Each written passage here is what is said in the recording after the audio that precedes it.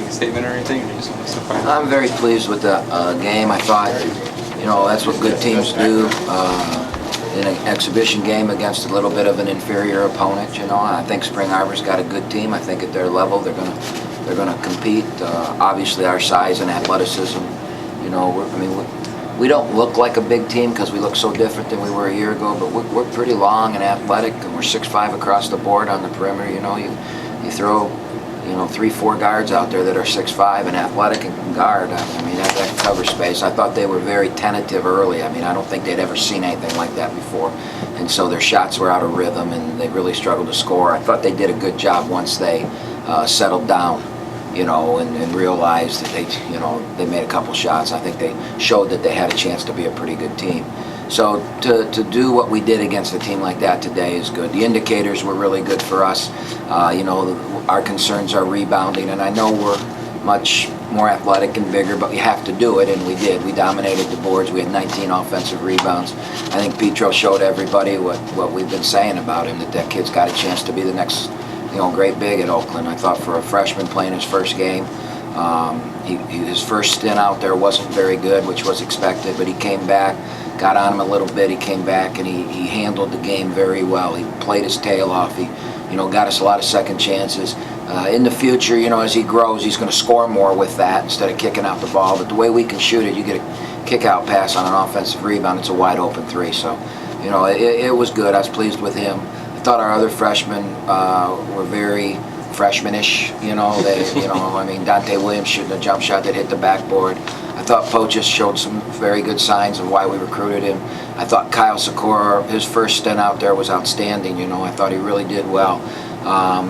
He's got a ways to go, but at 7'1" and whatever he weighs, he can make a dent in this league as he matures and gets better. So, I just think it was a really good night for Oakland basketball. You mentioned yesterday rebounding was sort of a concern, and is there anything to take away from this game, being that you guys? I think we haven't played anybody yet that's as athletic as we are, and so we got to wait. Alabama's going to be different than Spring Arbor, and Oral Roberts and some teams in our league will be too. But the good is we've played 4 games now, the 3 in Canada and this one, and we've dominated the boards. We had like a plus 14 rebound margin in Canada. We had a 25 rebound margin today, and if you can't do it against a team like this, you're surely not going to do it against the good, the more your level teams. So the indicator is good. It doesn't say we're going to, but it shows we have a chance to. So I was very pleased with the rebounding. Are you having fun with the lineups that you can make? We were trying to figure out how many times Reggie and Lavelle were actually out together. Was it just a case of trying to see what you can do? Those two guys are going to play well together? I think, we've played all 5 little guys for a while there. I think a lot's going to be dependent on Cush. Cush played really well, and if Cush plays that well, he's a veteran that's got rings, so he's going to play. And on nights that Cush doesn't play as well, then you'll see Reggie and Lavelle a lot, but you're going to see Reggie and Lavelle a lot. So since they're both going to play 30 minutes a game, they're going to have to play together quite a bit. I have no idea yet. And probably in our 30th game, I won't have an idea for the 31st game. It's a team of interchangeable parts. The guys that got it going are going to play, and if the guy's having an off shooting night, somebody else is going to have a good one. So we're going to throw people. We got lots of players. Cushingberry, he took that first shot, like we were talking about, air ball, didn't stand down at all. Took the next one he got available and knocked it down. Was there ever a doubt? No, he's a veteran. Dante Williams, there'd be doubts because you could see him racing a million miles an hour. But with Cushingberry's been there. He's won championships. He's been in championship games. He missed a year. I'm sure he was tentative. He's gained a few pounds. He's a pretty big boy out there.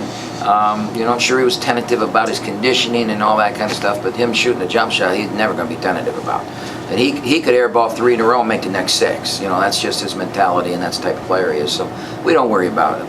Shooting is the least of our worries. We're going to be able to shoot the ball.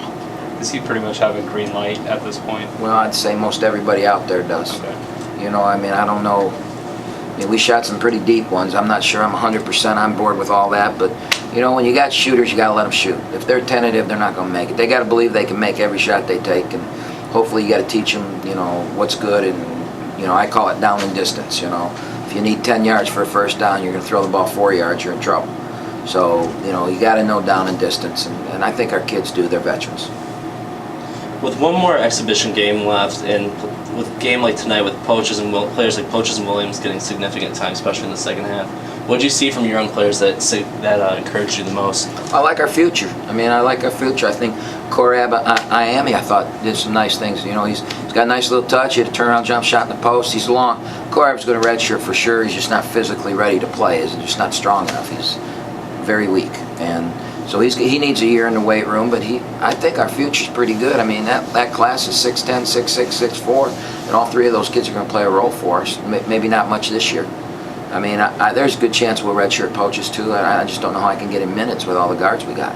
So, Dante we can't redshirt because it's 6'6". We don't have a lot of guys. We don't have, we're 6'5" and under or 6'10" and over. We don't have a 6'5" to 6'10", So Dante's one of the few guys we have that size. So he fits a need for us. So he'll probably play this year, and most likely we'll redshirt the other two. Ryan Bass, is there a potential that he might end up getting lost in the shuffle, or do you think he's going to be able to get time this year? It's a team that's deep, and right now he's probably in the rotation. He's the 9th man in the rotation, but there's going to be lots of nights that we need him, and I feel pretty good. If your 9th man's that good, I feel pretty good about our team. So you got some game action back there tonight. After that first shot, you knocked down a couple more. What did it feel like to get your court legs back, so to speak?